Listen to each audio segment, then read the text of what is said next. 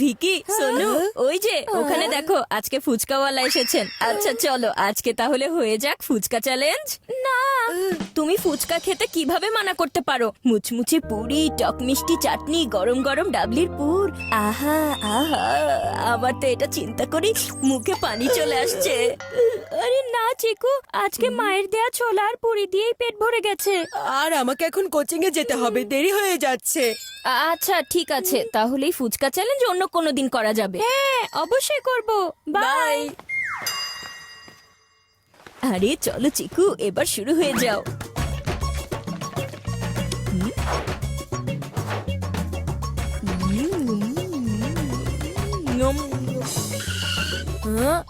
ওহো, ফুচকার চটপটি খাওয়ার আনন্দ নেওয়া হচ্ছে। তোমার মনে নেই মা আমাদেরকে চটপটি খেতে মানা করেছে? আমি এখনই গিয়ে কমপ্লেন করছি, দাঁড়াও। আরে যাও ছোট ভাই যাও, আমিও দেখতে চাই মা কিভাবে তোমার কথা বিশ্বাস করে নিবে। এমন এক ছয় মারবো তোমার কমপ্লেন ব্যাক টু প্যাভিলিয়ন হয়ে যাবে।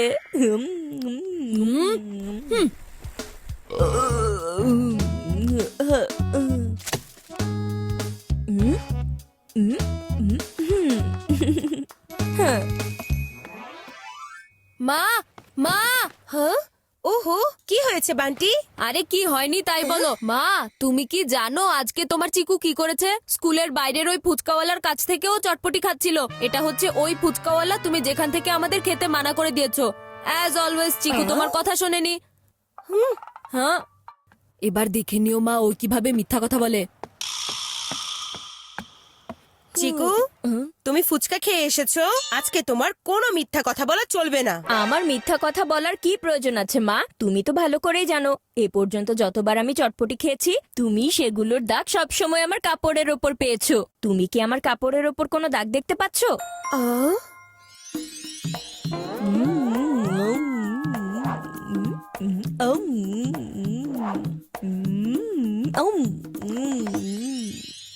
হ্যাঁ, কথা তো ঠিকই আছে। চিকুর আগে ওর কাপড় সেই খাবার খেয়ে ফেলে, আর আজকে ওর শার্টের ওপর দাগের নাম আর নিশানা কোনোটাই নেই। তার মানে আজকে ও ফুচকা খায়নি। মা দেখো, ওর কাপড় হয়তো চটপটি খায়নি, কিন্তু চিকু আজকে চটপটি খেয়ে এসেছে। তুমি বুঝতে পারছো না কেন? আচ্ছা বান্টির ফুচকার কথা বাদ দাও, কিন্তু ফুচকা খেলে কিছুক্ষণ পরেই চিকুর পেট ব্যথা হওয়া শুরু হয়। ও যদি আজকে সত্যি ফুচকা খেয়ে আসতো তাহলে এতক্ষণে ওর পেট থেকে শব্দ আসা শুরু হতো। মা পেট খারাপের কথা বলতে না বলতেই এখানে সত্যি পেটের ভেতর গুড়গুড় করা শুরু হয়েছে। কিন্তু মা অনেক হয়েছে, থামো বান্টি, আমি আর কিছুই শুনতে চাই না।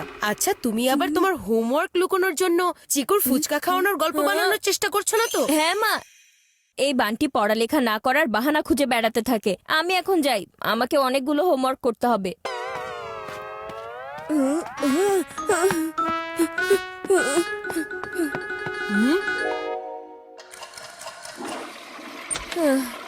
চটপটি আর ফুচকা দেখলে আমি ভুলেই যাই যে এসব আমার পেটে সহ্য হয় না।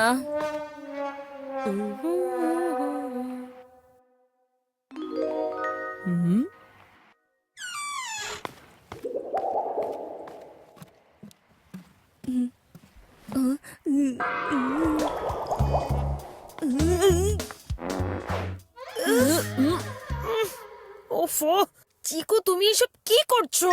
চটপটি না খেয়েই তোমার পেট খারাপ হয়ে যায়নি তো? আরে না না মা, এটা আমার কাজ না, বরফির কাজ। কে জানে সারাদিন ধরে কি উল্টাপাল্টা খেয়ে বেড়ায়, এরপর বাড়ির বাতাসে দুর্গন্ধ ছড়িয়ে দেয়। বরফি তুমি খেয়ে বেড়াও আর আমার নাম খারাপ হয়।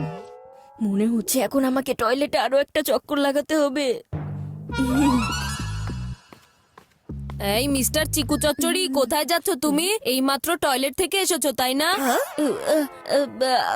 আরে আমার কোনো পেট খারাপ হয়নি যে আমি বারবার টয়লেটে যাব। আমার জুতোয় ময়লা লেগেছে, সেটাই পরিষ্কার করতে যাচ্ছিলাম। তুমি দাঁড়াও, আগে আমাকে টয়লেটে যেতে হবে ভাইয়া, এরপর না হয় তুমি তোমার পেট জুতা পরিষ্কার করে নিও। হ্যাঁ, আরে না না, আমি আগে টয়লেটে যাচ্ছিলাম। কিন্তু এখন তো আমাকে টয়লেটে যেতে হবে। তোমার তো শুধুমাত্র জুতায় ময়লা লেগেছে, পেটে না। আরে চিকু, একটু বোঝার চেষ্টা করো। বান্টির এখন ইমার্জেন্সি আছে, তোমার তো শুধু এই জুতা পরিষ্কার করতে হবে তাই না? সেটা তুমি পরেও করতে পারবে, আর একটু সময় অপেক্ষা করো না। আরে আমার কাছে তো সময়ই নেই। না বান্টি দাঁড়াও। মনে হচ্ছে আমার পেট এখানেই ব্লাস্ট হয়ে যাবে।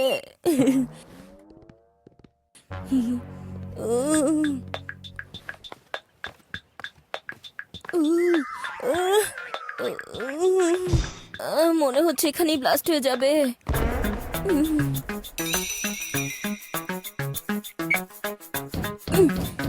এই বান্টি, বাজাবে না আমার মগজের ঘন্টি।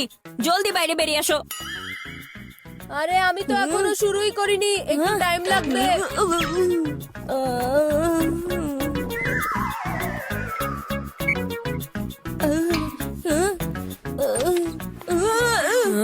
হ্যাঁ?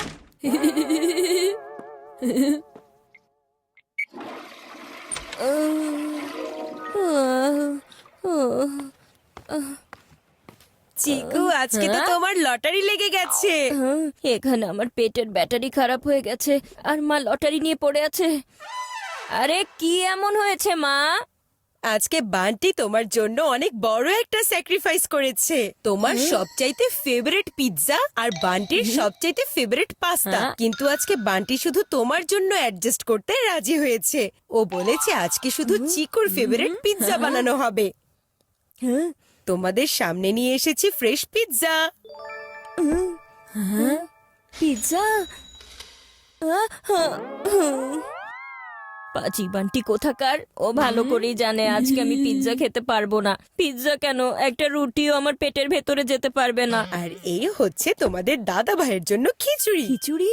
আরে আজকে তো আমার জন্য এই খিচুড়ি, পিৎজা পাস্তা সবকিছু। এখন একটু খিচুড়ি যেন পেয়ে যাই। এই নাও চিকু, খেয়ে নাও।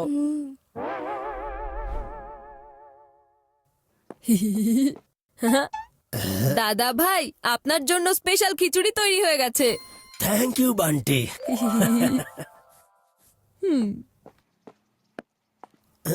হ্যাঁ, খিচুড়ি তো হাত থেকে ছুটে গেল আর পেটের হাল তো বেহাল হয়ে গেল। এখনই আইডিয়া, দাদা ভাইকে আমাদের এখনকার সময়ের পিৎজা খেতে অফার করব, তাহলে উনি তার সময়কার ওই খিচুড়িটা অফার করবে। দাদা ভাই, পিৎজা খেয়ে দেখবেন? আরে চিকু, এসব পিৎজা মিৎজা সব নতুন দুনিয়ার আজে বাজে নিয়ম কানুন। এর চেয়ে ভালো হবে তুমি এই খিচুড়িটা খাও। এটা খেলে স্বাস্থ্য ভালো থাকে আর পেটও খারাপ হয় না। এই স্বপ্নটাকে এখন সত্যি করে ফেলার সময় চলে এসেছে। দাদা ভাই, আপনি কি পিৎজা খেতে চান? এইসব পিৎজা মিৎজা এগুলো নতুন দুনিয়ার নিয়ম কানুন। হ্যাঁ, দাদা ভাই এসব একেবারেই পছন্দ করেন না। আসলে উনি তো খিচুড়ির ফ্যান। হ্যাঁ, বান্টি ঠিক কথাই বলেছে। কি দারুণ একটা খিচুড়ি হয়েছে, বাহ। এই পিৎজাটা তুমি খাও।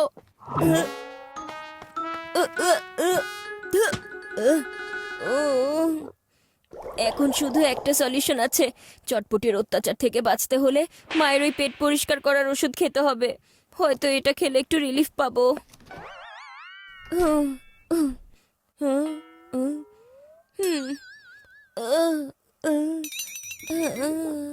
আচ্ছা মা, এটাই তো পেট ঠিক করার ওষুধ, তাই না?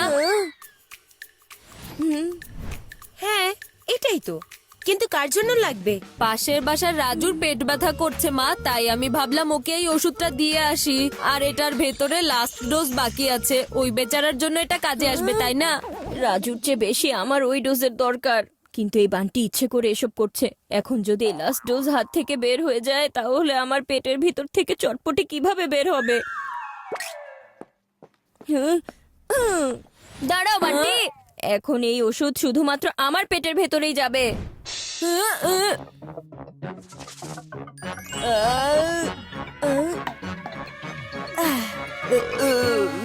আরে চিকু, তুমি এখানে কি করছো?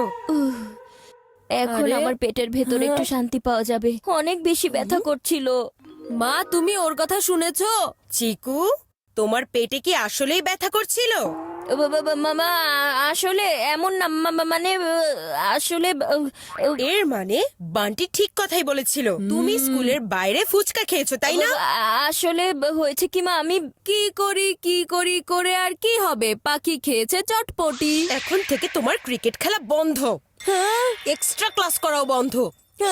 আর নতুন ক্রিকেট ব্যাটের ডিমান্ড করলে দেখে নিও।